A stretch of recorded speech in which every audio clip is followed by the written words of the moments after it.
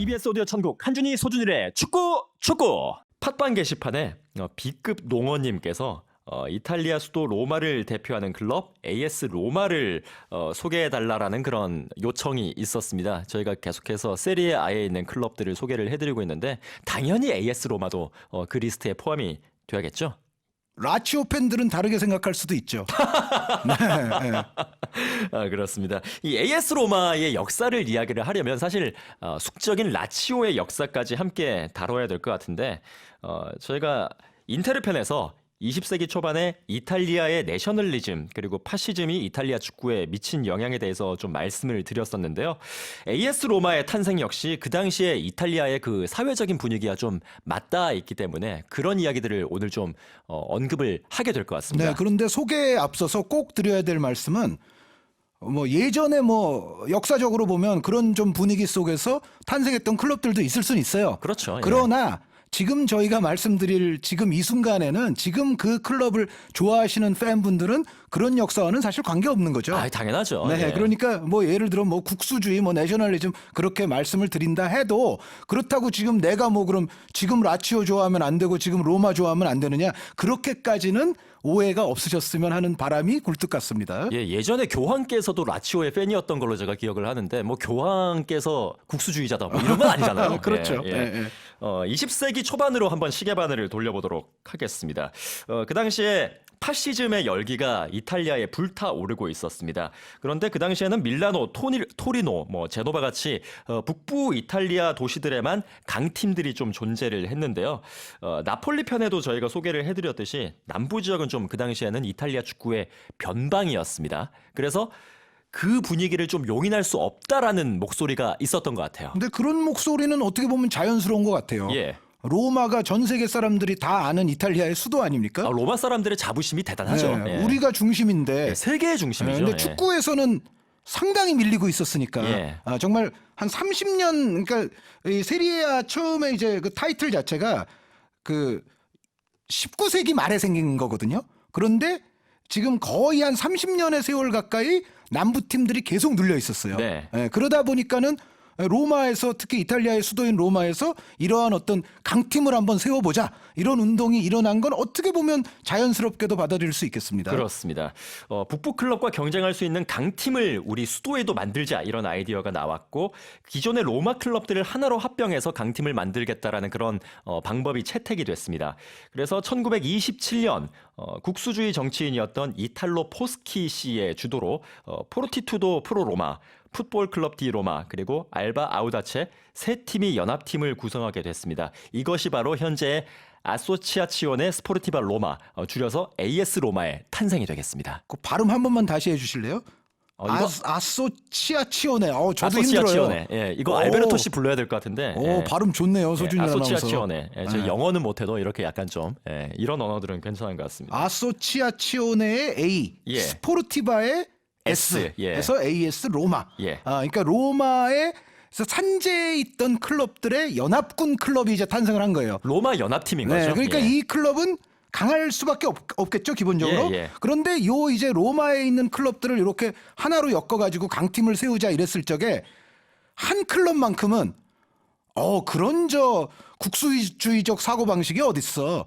그건 너무 독재적 사고방식이야 하면서 한 팀만은 동의를 하지 않고 떨어져 나갔어요. 그 팀이 라치오입니다. 그렇습니다. 1900년에 이미 창단이 되어 있었고 AS 로마의 선대 클럽이죠. 하지만 합병을 거부를 하면서 태생적으로는 좀 AS 로마와 라치오는 그때부터 같은 하늘을 이고 살 수 없는 그런 불구대천의 원수로 갈 수밖에 없는 운명이 정해진 것 같습니다. 그렇죠. 그런데 이제 이게 조금 그러니까 아이러니컬한 역사가 또 발생하게 되는데 네. 그 역사를 말씀드리기에 앞서서 일단 그래서 로마와 라치오는 데르비 델라 카피탈레 예. 캐피탈 더비죠. 수도 더비. 네, 수도 더비. 수도 더비고 지난번에 이제 밀라노 더비 말씀드릴 때 데르비 델라 마돈니나 이것이 이제 밀라노 더비. 그리고 유벤투스와 이제 인터밀란 간에도 또 더비 얘기를 하잖아요. 그 이탈리안 더비라고 하는데 데르비 디탈리아. 그래서 그건 이탈리아 더비. 사실 유벤투스가 칼치오폴리로 강등당하기 전까지는 인터밀란과 유벤투스만이 사실은 또 강등 안 당했던 또 명문이잖아요. 예, 그래서 어떻게 보면 그런 또 이탈리아 더비가 있었는데 사실 유벤투스는 이제 그 강등 역사가 하나 생겼죠. 네. 국내에서는 사실 그 데르비 디탈리아 혹은 데르비 델라 마도니나에 비해서 약간 주목도가 낮은 것이 사실입니다. 수도 더비가요. 하지만 유럽에서도 손꼽히는 좀 어찌 보면 치열하고 폭력적이기까지 한 대결이 될 텐데 사실 로마는 팀 이름부터 로마, 그리고 라치오는 로마가 속해 있는 주, 라치오주의 이름을 따오다 보니까 이 아무래도 그 소속감에 대한 그런 자존심 싸움이 상당한 것 같습니다. 네. 이게 그러니까 로마 팬들은 네. 저 라치오한테 이제 이렇게 생각한 거예요. 너희들은 로마 밖에 촌동네 팀이잖아. 니네는 로마가 아니잖아. 그렇죠. 예. 그러니까 진정한 이탈리아의 중심인 이 로마에 이른바 이런 표현을 써도 되는지 모르겠습니다만 진퉁 축구 클럽은 AS 로마야. 아하. 진짜는 우리밖에 진짜는 없어. 우리고 너희는 뭐 주변부의 그냥 촌 클럽 뭐 네. 이런 식으로 생각을 로마 팬들은 가졌겠지만 라치오가 그런데 아이러니컬하게도 상당히 인기를 끌게 됩니다. 네. 왜 그러냐면 생각해 보세요. 이제 여러 명이 있다가 그 한 명이 서로 이제 우리는 이제 뭉쳐야 돼 막 이제 여러 명이 그러고 있을 때 한 명이 딱 나와서 아니야 나는 독자적인 길을 걸을래. 광고 있었잖아요. 왠지- 모두가 예스라고 얘기할 때 노라고 왠지 얘기하는. 좀 멋있어 보이잖아요. 예. 예, 그래서 그런지 라치오가 이 로마 연합군에 참여하지 않고 혼자 떨어져 나가게 되니까 오히려 대중적인 인기가 좋아졌어요. 네. 예, 대중적인 지지가 좋아졌고 그것이 상당히 아이러니컬한 결과를 초래하는 게 뭐냐면은 사실은 조금 이 국수주의적 그리고 남부 우월주의 뭔가 우리도 한번 해보자 그런 데서 이제 로마가 나왔잖아요. 그런데 라치오가 오히려 그것에 반기를 들고 따라가질 않았는데 실제로 그러다 보니까 인기가 높아진 나머지 오히려 국수주의자들이 라치오를 밀게 됩니다. 그러니까 로마로 연합을 하자 이 생각 자체는 약간 국수주의적 발상이었던 건 맞지만 실제적으로 이탈리아의 국수주의자들이 더 지지하게 된 클럽은 아이러니컬하게도 라치오가 돼버린 거예요. 그렇습니다. 그러다 보니까 라치오가 오히려 우익적인 이데올로기를 조금 더 대변하는 클럽이 그 당시에 됐고 로마는 상대적으로 좀 중도 좌파적인 성향을 지닌 팬들의 지지를 받게 되면서 좀 길이 엇갈린 것 같은데 이탈리아의 정말 유명한 독재자죠. 예. 베니토 무솔리니가 라치오의 광팬이 됐던 것도 그 시기와 유사합니다. 네. 이로 인해서 좀 일부 라치오의 극성 울트라들 그러니까 극성 팬덤이죠. 그 사람들이 무솔리니와 파시즘을 찬양하는 그런 행태가 아직까지도 조금 있는 것 같아요. 약간 남아 있어요. 예, 그러니까 예. 그 라치오의 극렬 울트라 서포터들이 가끔씩 또 사고를 쳐요. 현대 축구에 와서도 좀 사고를 치죠. 예, 대다수의 팬덤과는 관계없이 그렇죠. 예, 울트라들이 그런 사고를 칩니다. 라치오가 사실 뭐 스벤 요란 에릭슨 감독 때 국내에 팬도 굉장히 많았었고 네. 상당히 이제 멋진 선수들이 많이 거쳐간 라치오도 아주 축구를 굉장히 멋있게 했던 클럽이기는 합니다만 어쨌든 역사로 보면 오히려 대중적 지지를 많이 얻게 된 라치오가 조금 더 극우적인 성향으로 흐른 면이 있다. 반면에 오히려 남부지방의 로마를 한번 살려보자라고 약간 국수주의적 사고를 가지고 뭉친 로마가 오히려 라치오보다는 좀 중도 좌파 팬들이 오히려 그쪽으로 나중에는 몰리게 됐다. 그래서 네. 이게 또 어떻게 보면 역사의 아이러니라고 볼 수가 있습니다. 그렇습니다. 뭐 저희가 라치오의 극성 울트라들을 얘기를 했는데 뭐 그렇다고 해서 로마의 울트라들이 착하다 이런 게 아니라 그들도 사고를 정말 많이 쳤습니다. 네, 사고를 세계 쳤는데 어디나 이제 울트라들은 좀 문제가 있어요. 예, 네. 울트라들이 문제가 있고 특히나 이탈리아의 울트라 그 문화가 사실은 좀 폭력적이기로 유명한 그런 문제가 있어서 이것이 선악을 판단하는 기준이 아님은 또 말씀을 드리겠고요. 세계 2차 대전을 거치면서 원래는 사실 AS 로마와 라치오가 다른 홈구장을 사용을 하다가 하나의 홈구장으로 합쳐지게 됐고 1953년 현재 스타디오 올림피코로 다시 한번 동시 입주를 하게 되면서 이 두 팀의 불편한 동거가 아직까지도 이어져 오고 있습니다. 하지만 이 사연 많은 역사에도 불구하고 사실상 AS 로마의 통산 성적이 스쿠데토 그러니까 세리에A 우승이 3회, 코파 이탈리아 우승이 9번, 다른 명문 클럽들에 비해서는 약간 좀 부족해 보이는 게 사실이네요. 그렇죠. 근데 저희가 이 우승 횟수가 조금 부족하다고 해서 소개를 안 하느냐? 그건 그건 아니죠. 아니에요. 저희가 나폴리는 더 적습니다. 네, 세비야도 했잖아요. 저희가 예, 예. 세비야, 나폴리 뭐 이런 팀들도 했기 때문에 로마가 뭐 그 부족한 팀이 절대 아니고요. 로마는 일단 1942년에 우승을 했었고요. 근데 그 이후에 좀 또 그저 그렇다가 80년대에 저희가 바로 지난 시간에 닐스 리드홀름이라고 제가 아주 극찬을 했었죠. 네. 50년대 축구의 정말 최고의 플레이메이커 가운데 하나였다 말씀을 드렸는데 닐스 리드홀름이 AS 로마의 감독이 돼요. 아하. 네, 근데 이 리드홀름 감독이 이끌었던 로마도 전술책에 좀 나오는 팀입니다. 네. 네, 상당히 이제 좋은 축구를 하면서 80년대에 이제 로마에게 명성을 떨칠 수 있는 기회가 왔어요. 80-81 시즌에 유벤투스와 승점 2점 차이 2위를 기록을 했고 82-83 시즌에는 마침내 40년대에 이어서 두 번째 이탈리아 리그 우승을 차지하게 됩니다. 그리고 이때 또 유명했던 일화 중에 하나가 84년에는 사실은 유럽 챔피언을 한번 할 뻔했어요. 네. 그때 리버풀 대 AS 로마의 유명한 챔피언스리그 결승이 있었고 리버풀은 사실은 그 다음 해가 되면 그 헤이젤 참사 때문에 어떻게 보면 또 하락세를 타게 돼서 이때가 이제 리버풀도 역사적으로 80년대에 이제 마지막 황금기로 가는 그 길목에서 상대가 AS 로마였습니다. 네. 감독으로 따지면 리버풀은 조 페이건, AS 로마는 닐스 리드홀름 이 대결이었는데 여기서 승부차기로 리버풀이 우승한 스토리는 굉장히 유명하죠. 그렇습니다. 네, 그 당시 승부차기에서 그 스파게티 가락을 연상케 하는 브루스 그로벨라 리버풀 골키퍼의 아주 흔들흔들 댄스에 의해서 결국 로마가 이제 승부차기에서 졌습니다. 그래서 로마 입장에서는 이 80년대에 요 좋아졌을 때 그리고 전술사 책에도 나올 만큼 좋은 축구를 했는데 문제는 유럽 챔피언은 되질 못했어요. 네. 그래서 로마 팬들에게는 상당히 이게 아쉬운 역사로 남아 있는데 이때 이제 로마 멤버를 보면은 저는 제가 좋아하던 어릴 때 좋아하던 선수가 또 있습니다. 아, 그래요? 브루노 콘티라는 선수가 있어요. 어떤 선수인지 좀 소개를 안토니오 해주시죠. 콘테와는 다른 사람입니다. 콘티입니다. 이 사람은 콘티입니다. 예. 콘티와 콘테는 구별을 해야죠. 그런데 브루노 콘티는 상당히 이제 반대발 윙어예요. 상당히 재간이 있고 드리블 능력이 좋은 반대발 윙어였습니다. 이 브루노 콘티 선수를 저는 왜 좋아했냐면 파리 월드컵에서 이제 이탈리아가 우승을 하잖아요. 근데 파리 월드컵 당시에 상당수 주력은 제가 언젠가 회차에도 말씀드린 것처럼 유벤투스 선수들이었어요. 뭐 시레아 선수, 젠틸레 선수, 파올로 로시 선수, 뭐 타르델리 선수 등등 이제 유벤투스 선수들이 많았는데 브루노 콘티만큼은 로마 선수였습니다. 로마 윙어로서 이때 아주 이탈리아의 우승에 큰 공을 세웠고 그리고 콘티 선수 이외에도 브라질의 이 당시에 이제 미드필더 4인방이 굉장히 유명했거든요. 네. 80년대 지코, 소크라테스, 팔카오, 세레조.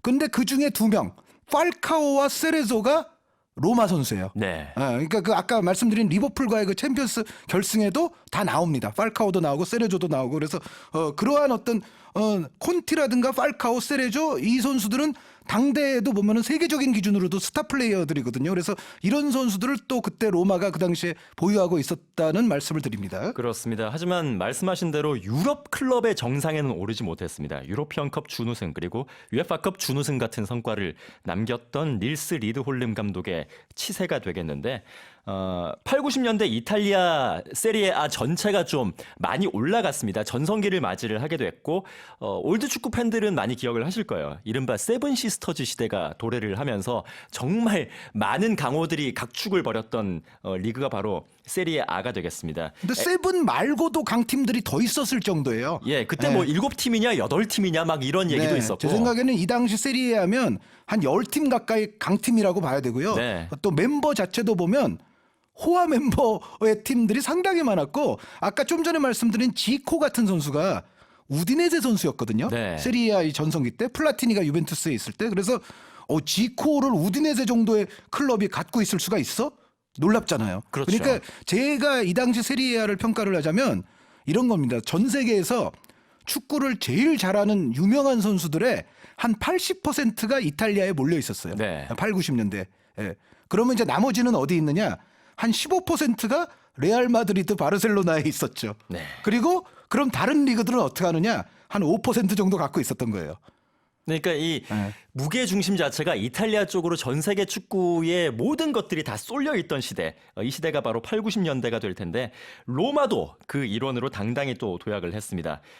로마의 상징이 되는 선수도 1992년을 기점으로 해서 또 등장을 하게 되는데 아마도 축구에 대해서 잘 모르시는 분들도 2002년 한일 월드컵에 대한 기억들은 있으실 수 있으니까 그 월드컵을 통해서 아마도 기억하실 이름입니다. 로마의 제왕 프란체스코 토티가 등장을 합니다. 네, 토티 선수는 뭐 우리 한일 월드컵 당시에는 저 토티 선수에 대해서 좀 기분 안 좋게 생각하시는 축구 팬들도 그 맞아요. 당시에는 예, 좀 예, 예. 그 계셨을 당시엔 거예요. 있었을 예, 거예요. 그런데 예. 지금 이제 전체 토티 선수의 커리어를 돌아볼 때 아, 토티가 위대한 선수가 아니다라고 말씀하실 수 있는 축구 팬은 저는 거의 없다고 봐요. 네. 예, 토티의 어떤 그 로마에서의 열정 그리고 토티가 보여줬던 그 퀄리티 높은 플레이들 이러한 거는 정말 뭐 로마의 팬이건 아니건 전 세계가 존중하고 인정할 만한 플레이를 로마에서 장구한 세월 동안 보여준 선수가 토티죠. 그렇습니다. 최근 들어서 선수들의 이적이 좀 잦아지면서 이른바 원클럽맨이라고 해서 그 한 클럽의 데뷔부터 은퇴까지 쭉 몸담고 있는 선수들이 점점 더 줄어들고 있는데 가장 최근의 원클럽맨은 바로 프란체스코 토티라고 할 수가 있겠습니다. 그렇습니다. 이 토티 선수 저 은퇴할 때 그 고별사 장면도 굉장히 감동적이었고 네, 네. 아마 이것도 영상을 쉽게 찾아보실 수가 있을 겁니다. 그런데 이 토티 선수가 있을 당시에 로마의 역시 최대의 업적이라면 2001년에 그러니까 0001 시즌에 아까 그 리드 올름 감독 얘기 그 이후에 다시 한번 세리에아 이탈리아 리그 우승을 차지하게 됩니다. 네. 이 당시의 감독이 파비오 카펠로입니다. 그렇습니다. 아직도 저 좀 생생한데 카펠로 감독이 저희 전 회차에 AC 밀란 할 적에 아리고 사키 감독의 바톤을 이어받아서 뭐 58경기 연속 무패도 달성을 했고 요한 크루이프의 드림팀 바르셀로나를 아주 무참하게 꺾기도 했고 그 카펠로가 레알 마드리드를 갔다가 잠깐 갔었죠. 레알 마드리드를 잠깐 갔다가 또 밀란 갔다가 로마 감독이 되거든요. 그래서 이 로마 감독을 카펠로 감독이 할 당시에 요때 이제 우승을 했는데 멤버들을 보시게 되면 카프라든가 알다이르 같은 또 브라질 축구사의 위대한 또 수비수들이 있었고 여기에 바티스투타 몬텔라 같은 또 엄청난 공격수들이 있었어요. 네. 그래서 여기에 이제 토티 선수까지 해서 이 당시에 AS 로마 팀은 아마도 지금까지도 로마 팬들이 그 로마 역사상 가장 황금 멤버 가장 베스트 11이 어느 시대의 어떤 팀이냐라고 물으신다면 제 생각에는 아마 요 카펠로 감독 시절 토티 선수가 좀 상당히 젊었을 때 요때 아마 로마 선수단을 로마 역사상 아마 최고 선수단으로 치시는 로마 팬들이 많지 않을까 생각이 됩니다. 네. 토티 선수가 로마에서 15년 동안 뛰면서 786경기 동안 307골. 올타임 넘버 원입니다. 뭐 이런 선수 또 나올 수 있을까요? 네, 로마가 유서 깊은 클럽임에도 불구하고 보통 이런 유서 깊은 클럽은 역대 최고의 선수 한번 눈에 봐라 그러면은 보통 옛날 사람이 좀 많이 나오거든요. 그렇죠. 예. 그러니까 산토스 역대 최고의 선수가 누굽니까? 펠레죠. 무조건 펠레죠. 예. 레알 마드리드 약간 지금 팬들에게 논란의 여지는 있습니다만 저는 그래도 레알 역사에서는 알프레도 디 스테파노가 될 가능성이 저는 높다고 생각을 하고요. 다 이게 주로 옛날 사람이 많이 나와요.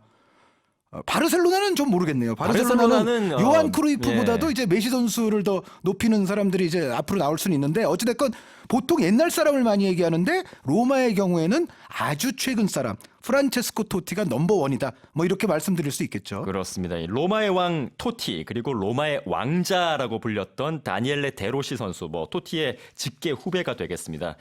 이 선수들이 참 오랫동안 AS 로마를 위해서 헌신을 했었는데 최근에 이 선수들이 뭐 은퇴를 한다든지 뭐 이적을 한다든지 하는 방식으로 결별을 하게 됐습니다. 특히 데로시와의 껄끄러웠던 이별이 사실 AS 로마 팬들을 참 가슴 아프게 만들었던 것 같은데. 미국의 제임스 팔로타 회장이 회장으로 부임한 이후에 로마에서 로맨스가 사라지는 좀 아이러니한 최근의 행보가 있는 것 같네요. 네, 로마 하면 로망, 로맨스 뭐 이런 단어가 또 생각이 나는데 이게 또 겹쳤어요 사건이. 그러니까 지금 말씀하신 대로 데로시 선수가 물론 이제 연령이 높아졌긴 하지만 그래도 어쨌든 데로시 선수는 연봉 별로 많이 안 받으면서 로마에 계속 머물고 싶어 했잖아요. 그렇죠. 그런데 네. 매몰차게 데로시 선수를 좀 몰아냈죠. 데로시 선수가 지금 저 보카 주니어스 아르헨티나로 아르헨티나 갔죠. 예, 명문 클럽으로 갔는데 어찌됐건 데로시 선수가 또 그렇고 또 프란체스코 토티가 이제 은퇴 이후에 이른바 디렉터를 했잖아요. 팀의 이제 스포팅 디렉터를 했는데 이 토티 디렉터가 또 팀을 떠나게 됐어요. 그래서 저는 올 시즌 이제 로마의 성적을 예상을 했을 때 이러한 어떤 분위기적인 부분이 상당히 큰 변수가 될 수 있다고 생각을 합니다. 뭐냐면 지금 이제 감독도 지난 시즌에 이제 디 프란체스코 감독 경질되고 몬치 디렉터도 결국 떠나게 됐고 라니에리 감독도 임시로 잠깐 왔다가 결국 이제 폰세카 감독이 들어오지 않았어요? 네. 그런데 만약에 올 시즌에 폰세카호가 출발이 별로 안 좋을 경우에는 지금 로마 팬들이 사실은 좀 뿔이 나 있거든요. 아하. 토티와 데로시에게 좀 너무 매정하게 했기 때문에 이 선수들이 우리 로마의 역사에서 가벼운 사람들이 아닌데 너무 좀 매몰차게 제임스 팔로타 회장의 그 수뇌부가 그렇게 해버렸기 때문에 전체적으로 로마 팬들은 지금 좀 불만이 많은 상태예요. 근데 만약에 좋은 성적으로 올 시즌을 출발 못한다? 그러면은 저는 로마 팬들이 좀 들고 일어날 여지가 좀 있다. 그래서 로마는 초반부터 좀 안정적인 승점 쌓기 레이스에 들어가야만이 올 시즌을 순탄하게 보낼 가능성이 크고 그렇지 않다면 상당한 어떤 팬들의 프로테스트가 일어날 가능성이 있다. 그래서 그 말씀은 드리고 싶고 그런데 이제 로마가 지금도 멤버 자체는 나쁘진 않습니다.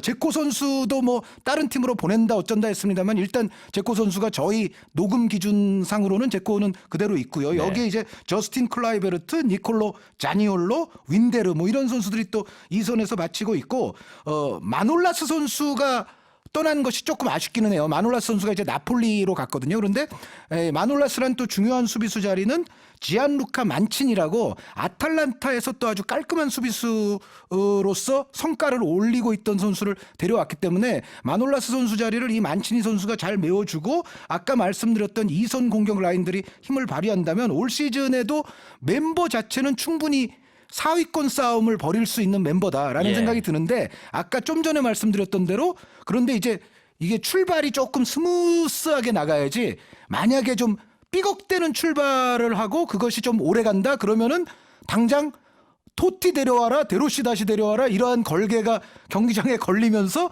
제가 봤을 때는 분명히 좀 로마의 분위기는 안 좋아질 가능성이 있다. 그런 말씀을 드리고 싶습니다. 예, 말씀대로 초반의 분위기가 참 중요할 것 같은 AS 로마인데요. 지난 시즌 6위로 마무리를 지었습니다. 올 시즌은 과연 어떤 행보를 보여줄지 참 궁금해지는 순간이네요.